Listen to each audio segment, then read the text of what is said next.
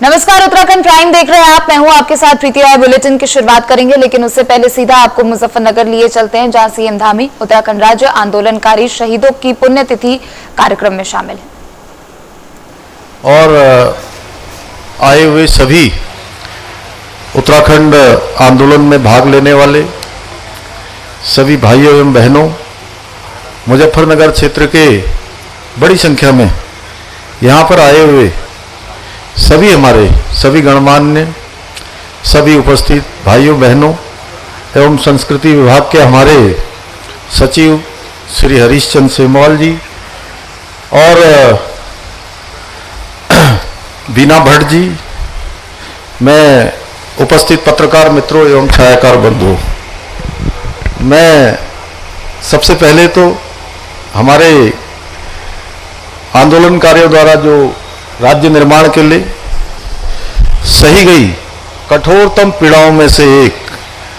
इस धाम पर आयोजित, इसको हम कह सकते हैं कि एक ऐसा धाम जहां पर राज्य आंदोलन के लिए बहुत बड़ा आंदोलन हुआ, बहुत सारी यातनाएं, बहुत सारी पीड़ाएं, क्रूरतम तमाम प्रकार से यहाँ पर लोगों ने, हमारी माताओं बहनों ने जिसको सहन किया, उसकी बरसी के अवसर पर मैं एक एक आंदोलनकारी को, एक एक शहीद के परिजनों को, शहीदों को, सबको मैं आज इस अवसर पर मैं सादर नमन करता हूँ, प्रणाम करता हूँ कि निश्चित रूप से हम कह सकते हैं कि उत्तराखंड बनाने के लिए चलाए गए आंदोलन के दौरान जितने जख्म मिले, उसमें से अगर कोई सबसे बड़ा जख्म था, सबसे गहरा जख्म था, जो आज भी इतने लंबे कालखंड के बाद भी 2 अक्टूबर 1994 से लेकर आज तक लगातार ये 30वां वर्ष होने को है, लगातार हम प्रत्येक वर्ष उनका स्मरण करते हैं, प्रत्येक वर्ष यहाँ पर बरसी का कार्यक्रम आयोजित करते हैं। तो मैं कह सकता हूँ कि ये सबसे गहरा जख्म था जो कभी भरा नहीं जा सकता है। इस अवसर पर आप सब जानते हैं, शांतिपूर्वक आंदोलन कर रहे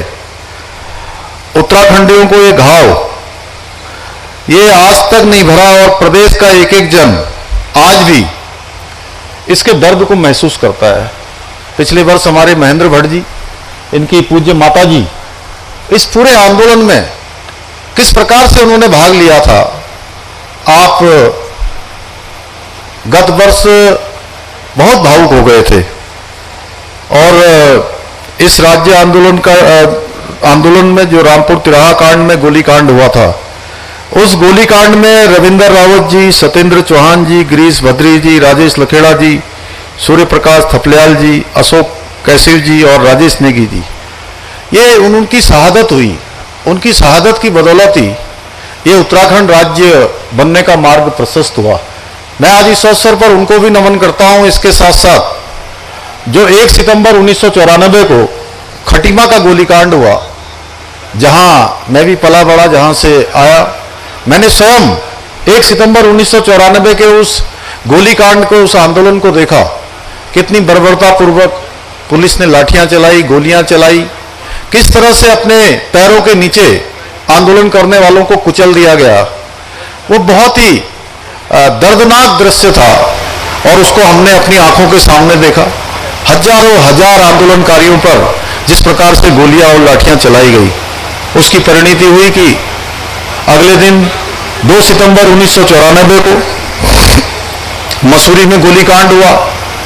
और उसके ठीक 1 माह बाद दिल्ली जा रहे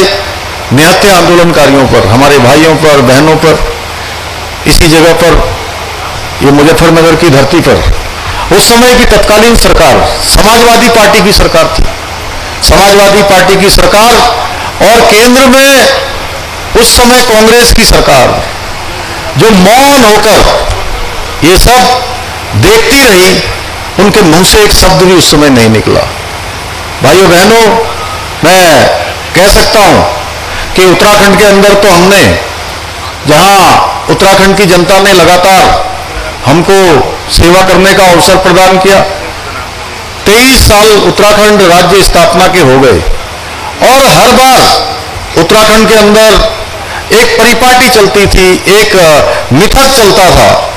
कि चुनाव होता था, एक बार एक पार्टी की सरकार बन जाती थी और दूसरी बार दूसरी पार्टी की सरकार बन जाती थी। पहली बार उत्तराखंड की जनता ने इस मिथक को तोड़ने का काम किया और उत्तराखंड के अंदर लगातार हमको सेवा करने का अवसर दिया, क्योंकि हम शुरू से राज्य के आंदोलनकारियों के सपनों के अनुरूप उत्तराखंड राज्य को बनाना चाहते थे। हमारे शहीदों के अपेक्षाओं के अनुरूप उत्तराखंड राज्य को चलाना चाहते थे, उसको आगे बढ़ाना चाहते थे और उसी सोच का परिणाम था जिसके बारे में आदरणीय अजय भट्ट जी ने कहा कि हमारे उस समय के प्रधानमंत्री श्रद्धेय अटल बिहारी वाजपेयी जी ने हमको उत्तराखंड राज्य दिया। उत्तराखंड राज्य की मांग को अगर किसी ने पुरजोर समर्थन किया तो भारतीय जनता पार्टी ने किया और समाजवादी पार्टी को तो पूरी तरह से उत्तराखंड में कहीं खाता भी नहीं खुलने दिया। उत्तराखंड की जनता उसको हमेशा एक जख्म के रूप में मानती है। आज उत्तर प्रदेश की सरकार ने भी इस पूरे रामपुर तिराहा कांड की जो जांच के आदेश दिए हैं, मैं उत्तर प्रदेश की सरकार को भी मैं धन्यवाद करना चाहता हूं। उत्तर प्रदेश के मुख्यमंत्री आदरणीय योगी आदित्यनाथ जी का, उनकी सरकार का, हमारे कपिल देव अग्रवाल जी का, हमारे भाई संजीव बालियान जी का। और उन्होंने जिस प्रकार से, चूंकि ये भूमि मुजफ्फरनगर में है और यहाँ हमारा एक परिवार है, जैसा उत्तर प्रदेश और उत्तराखंड, ये सीमाएं इसकी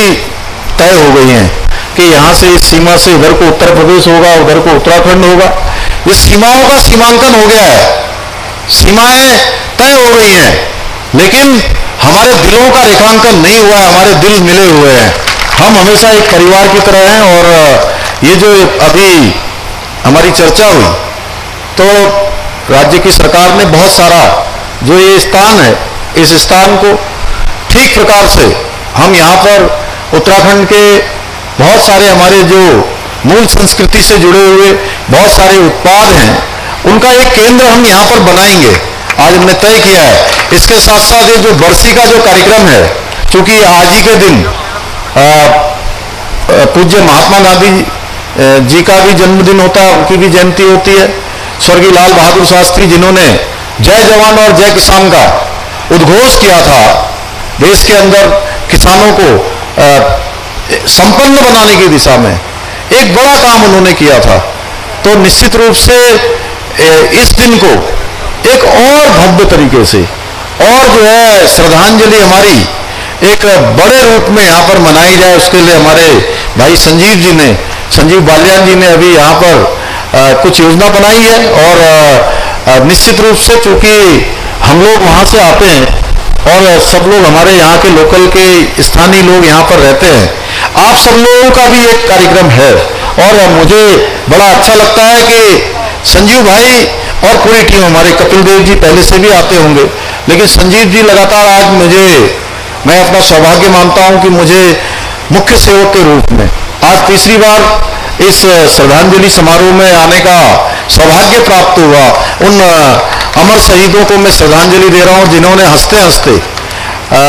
कहीं न कहीं अपने प्राणों का बलिदान दिया, अपनी माँ की ममता को छोड़ दिया, बहन की राखी को छोड़ दिया, अपने तमाम घर परिवार को छोड़कर वो आगे बढ़े। तो आप भी लगातार मेरे साथ आज तीसरे वर्ष यहाँ पर इस श्रद्धांजलि सभा में आए हुए, तो आने वाले समय में हम इसको और विस्तार पूर्वक इसको मनाएंगे। मैं ये कहना चाहता हूं कि हमने आंदोलनकारियों को पूरा मान सम्मान और अधिकार देने का भी संकल्प लिया है। उनकी आशाओं आकांक्षाओं के अनुरूप उत्तराखंड के आंदोलनकारियों के जो स्वप्न थे उसके अनुसार जो उन्होंने स्वप्न देखे थे, उन सपनों को साकार करने के लिए हम लगातार काम कर रहे हैं। उनके सपनों का उत्तराखंड बनाने के लिए काम कर रहे हैं। अभी हाल ही में हमने 10% का जो क्षैतिज आरक्षण है वो सरकारी नौकरियों में देने का निर्णय लिया था। कुछ एक थोड़ी सी उसमें एक आध पेज कुछ ऐसा रह गया था, वो प्रवर समिति को वो हमारा विधेयक गया हुआ है, जल्दी ही प्रवर समिति से वो पूरा हो जाएगा। विधानसभा में हम उसका विधेयक जल्दी ही बना देंगे और साथ ही साथ हमारे ही कार्यकाल में जहां एक और आंदोलनकारियों की हमने पेंशन बढ़ाने का कार्य किया, वहीं दूसरी ओर राज्य आंदोलनकारियों की मृत्यु के पश्चात उनके आश्रितों को भी पेंशन देने का भी हमने निर्णय लिया है। इसके साथ ही हम राज्य आंदोलनकारियों को, चूंकि थोड़ा पेंशन में भी पहले हमने 3100 से 4500 और 6000 की पेंशन की थी, उसको भी एक समान पेंशन देने की कार्य योजना पर हम काम कर रहे हैं। उद्योगों में जितने भी उद्योग धंधे हमारे उत्तराखंड के अंदर स्थापित हैं, उनमें राज्य आंदोलनकारियों को प्राथमिकता देने के लिए भी हमने समुचित व्यवस्था की है, जिससे कि हमारे आंदोलनकारियों के और उनके परिवारों को उद्योग धंधों में भी कहीं न कहीं रोजगार से जुड़ने का अवसर मिले। भाइयों बहनों, हमारा एक एक पल और एक एक क्षण राज्य आंदोलनकारियों के सपनों का उत्तराखंड बनाने के लिए है, और हम देवभूमि के अंतिम छोर में खड़े हुए व्यक्ति तक विकास की धारा पहुंचाने के लिए प्रतिबद्ध हैं, संकल्पबद्ध हैं। मैं अपने उत्तराखंड राज्य के आंदोलनकारी भाई बहनों को कहना चाहता हूं कि हम आपके सपनों का उत्तराखंड बनाने के लिए निरंतरता से प्रयास कर रहे हैं। उत्तराखंड राज्य को श्रेष्ठ राज्य बनाने के लिए हम आगे बढ़ रहे हैं। हम अपने इस लक्ष्य को प्राप्त करने तक रुकने वाले नहीं हैं, और प्रदेश को जो हित है वो हमारे लिए सबसे ऊपर है। उसके लिए आपने देखा होगा पिछले 1.5 सालों में तमाम ऐसे मुद्दे जो कठिन भी थे, चुनौतीपूर्ण भी थे, बहुत सारी चुनौतियां भी हमारे सामने आई, लेकिन आप सब। तो चलिए खबरों में आगे बढ़ेंगे, जहां मुख्यमंत्री पुष्कर सिंह धामी ने आज मुख्यमंत्री आवास पर राष्ट्रपिता महात्मा गांधी और पूर्व प्रधानमंत्री लाल बहादुर शास्त्री की जयंती के अवसर पर श्रद्धा सुमन अर्पित कर श्रद्धांजलि दी है। तो वहीं सीएम धामी गांधी पार्क भी पहुंचे और बापू की मूर्ति पर माल्यार्पण कर यहां भी श्रद्धांजलि दी है। तो मुख्यमंत्री पुष्कर सिंह धामी ने कहा है कि गांधी जी ने सत्य और अहिंसा के मार्ग पर चलने के लिए सबको प्रेरित किया।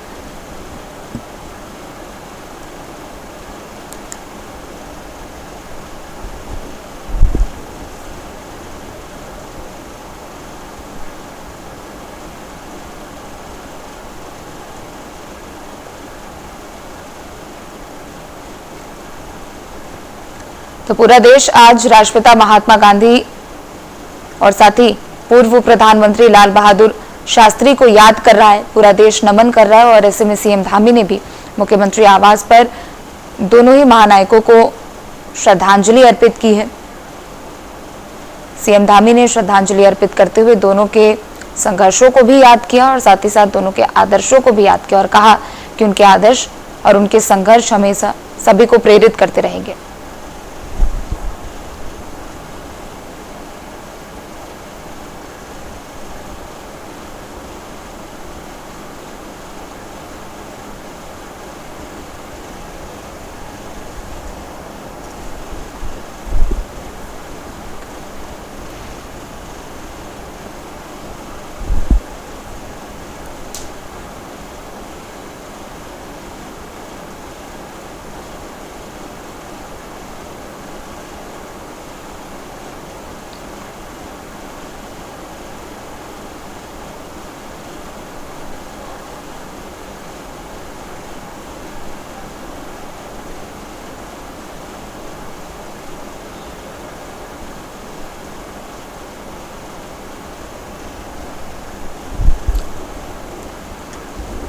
तो महात्मा गांधी की 154वीं जयंती पर आज 2 अक्टूबर महात्मा गांधी जी की जयंती और लाल बहादुर शास्त्री की जयंती के अवसर पर मैं उनको श्रद्धापूर्वक नमन करता हूं और उनके बताए हुए मार्गों पर हम सब चलें, उनसे प्रेरणा लेकर कहीं न कहीं देश और समाज के हित में सभी को आगे बढ़ना होगा, सभी को काम करना होगा। आज हमारे देश के यशस्वी प्रधानमंत्री मोदी जी बापू के सपनों को पूरा करने के लिए, स्वच्छ भारत बनाने के लिए उन्होंने देश के अंदर अनेक अभियान प्रारंभ किए हैं। उन अभियानों को गति मिल रही है। लाल बहादुर शास्त्री ने जिन किसानों और जवानों की बात की थी, उसमें अनुसंधान और विज्ञान जोड़कर माननीय प्रधानमंत्री मोदी जी के नेतृत्व में और भी आगे बढ़ रहा है। निश्चित रूप से आज हम उनको याद कर रहे हैं, उनका स्मरण कर रहे हैं कि उन्होंने अपने जीवन को देश और समाज के लिए लगाने का काम किया। मैं उन्हें अपनी श्रद्धांजलि अर्पित करता हूँ।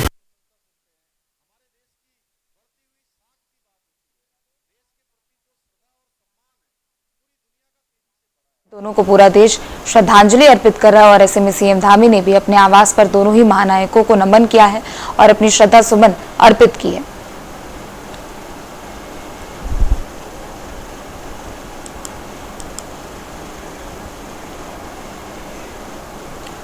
तो वहीं राजधानी देहरादून में भी राष्ट्रपिता महात्मा गांधी की 154वीं जयंती के अवसर पर मुख्यमंत्री पुष्कर सिंह धामी गांधी पार्क पहुंचे। गांधी पार्क पहुंचने के बाद सीएम धामी ने गांधी की प्रतिमा पर माल्यार्पण किया और इसके बाद मुख्यमंत्री पुष्कर सिंह धामी ने शहीद स्थल पहुंचकर उत्तराखंड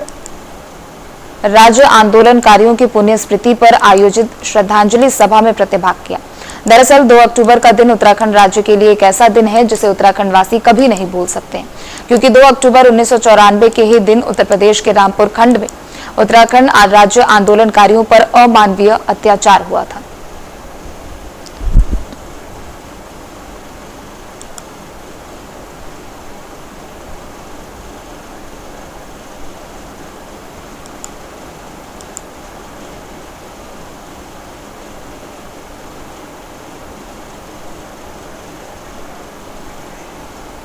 उत्तराखंड में धामी सरकार ग्लोबल इन्वेस्टर समिट 2023 का आयोजन दिसंबर के महीने में करने वाली है, लेकिन उससे पहले इन्वेस्टर समिट को लेकर राजनीति भी शुरू हो चुकी है। बता दें कि कांग्रेस के प्रदेश अध्यक्ष करण मारा ने सीएम धामी के लंदन दौरे पर सवाल खड़े किए, तो वहीं भाजपा के प्रदेश अध्यक्ष महेंद्र भट्ट ने भी इसका पलटवार किया है। तो वहीं अब सीएम धामी की अगली उड़ान सिंगापुर, ताइवान और दुबई की होने वाली है, जिसे लेकर उन्होंने कहा कि राज्य के अंदर समिट को लेकर जो काम शुरू किया गया है उसमें लोगों के प्रस्ताव हमें मिल रहे हैं। इसके साथ ही एक लक्ष्य भी रखा गया है कि इन्वेस्टर समिट समारोह में पहले एक बड़ी धनराशि को धरातल पर उतारा जाए।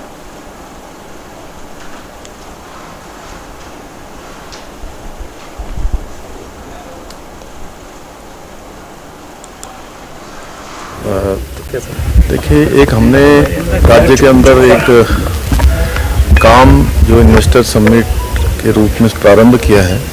उसमें निश्चित रूप से बहुत सारे लोग अब लगातार जुड़ रहे हैं, लगातार लोगों के प्रस्ताव आ रहे हैं और हमने इस बार यह भी लक्ष्य लिया है कि जब 8 और 9 दिसंबर को इन्वेस्टर समिट का समारोह होगा, उससे पहले हम एक बड़ी धनराशि, एक बड़ी निवेश की राशि ग्राउंडिंग के रूप में पहले ही हम उसको जो है उतार लेंगे और उसके बाद ये क्रम हमारा लगातार चलता रहेगा। जहां पिछले दिनों लंदन में प्रतिनिधिमंडल गया था, दिल्ली में कर्टन रेजर हुआ था, अभी 4 अक्टूबर को दिल्ली में रोड शो होने वाला है। देश के अन्य शहरों में भी, मुंबई है, अहमदाबाद है, बंगलौर है, सभी जगह हमारी टीमें जा रही हैं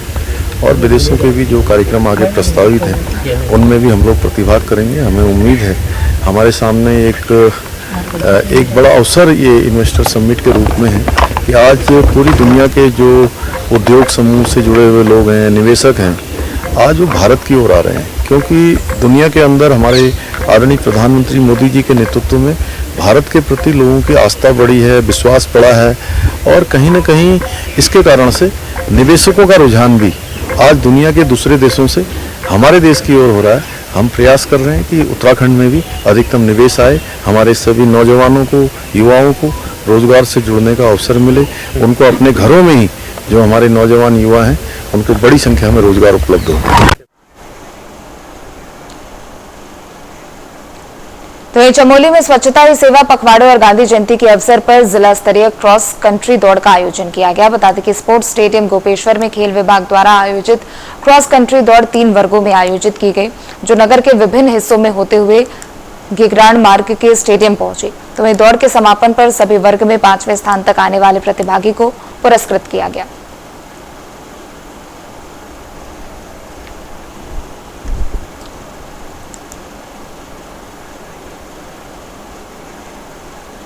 देश में आज राष्ट्रपिता महात्मा गांधी की 154वीं जयंती और पूर्व पीएम लाल बहादुर शास्त्री की 119वीं जयंती मनाई जा रही है। इस अवसर पर चमोली अपर जिलाधिकारी ने कलेक्ट्रेट परिसर में राष्ट्रपिता महात्मा गांधी और पूर्व प्रधानमंत्री लाल बहादुर शास्त्री की जन्म जयंती के अवसर पर उनके चित्र पर श्रद्धा सुमन अर्पित करते हुए श्रद्धांजलि दी है।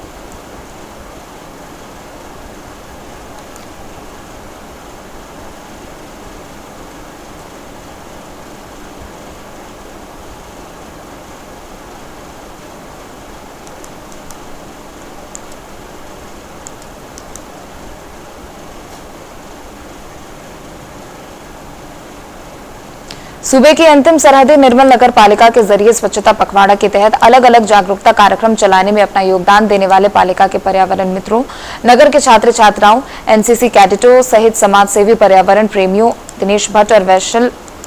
वैभव सकलानी को सम्मानित किया गया। जहां आज गांधी जयंती के अवसर पर नगर पालिका अध्यक्ष शैलेंद्र पवार ने पोटा सभागार में आयोजित एक विशेष कार्यक्रम में क्लीन ओली ग्रीन ओली के ब्रांड एम्बेसडर और जोशीमठ क्षेत्र के पर्यावरण संरक्षण के प्रणेता को उनके जरिए किए गए कार्यों के लिए सम्मानित किया गया। हमारा स्वच्छता पखवाड़ा चल रहा था, लगभग समापन इसका किया गया है। सभी लोगों को बहुत सहयोग मिला, विद्यालय के बच्चों का, हमारे पालिका कर्मचारियों का, हमारे पर्यावरण मित्रों को बहुत सहयोग मिला। आज नगर पालिका परिषद जोशीमठ के द्वारा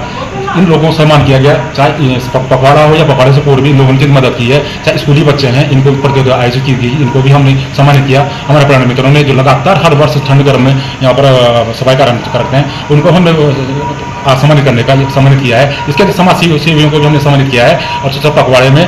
जिन लोगों ने सहयोग किया है, हम आगे अनुरोध करना चाहते हैं सभी लोगों से, हमारे जोशीमठ निवासियों से, आप जोशीमठ स्वच्छता के मामले में हमेशा नगर पालिका परिषद सहयोग इसी तरह करते रहें।